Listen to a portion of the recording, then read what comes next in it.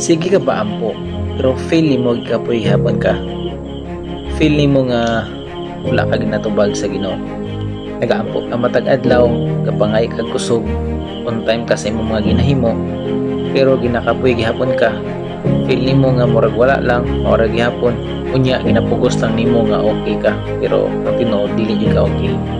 Kablo ka, tinuod gyud nga mubati tag kakapoy, kalaay, pero wala nagusabot, wala tag natungog sa Ginoo. Wala nagpasabot nga sa dihang ikaw nagaampo, wala nang napulos.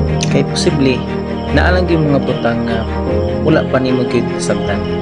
Kay gusto sa Ginoo nga mosalig ka sa iya, bisan feel nimo na surrendero na ka.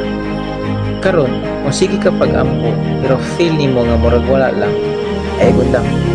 Mao nga, ayaw ra gyud surrender. Padayon na gyud sa pakikistorya sa Ginoo diha sa pag-ampo.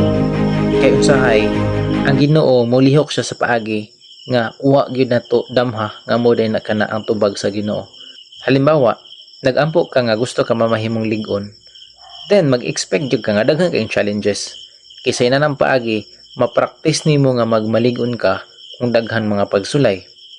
Karon kung nag-ampo ka nga gusto ka mamahimong mapasayloon, then mag-expect ka nga daghan kaayo ang magpasakit nimo o daghan ang mangaway sa imo. Kaysa ina nga paagi, ma-practice nimo ang batasan sa makanunayong pagpasaylo. Nan, kung nag-ampo pug ka nga gusto ka mahimong magmaampoon, so mag-expect jud ka nga daghan po mga problema nga maabot. Tungod kay pag once daghan mga problema nga maabot, diha gid ka mas mahimo pang magpangita sa Ginoo in prayer. Mao nga padayon lang sa pagsalig, padayon lang sa pag-ampo sa Ginoo, ug itugyan lang sa ihang tanan. Kay ang Ginoo nakabalo gayud siya sa imong kasing-kasing ug nakadungog siya sa imong mga pag-ampo ug nakabalo gayud siya sa imong mga ginaigian karon.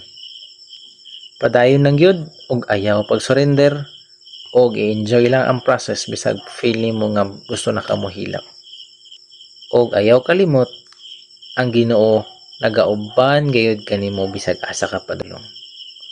God bless sa imo ha.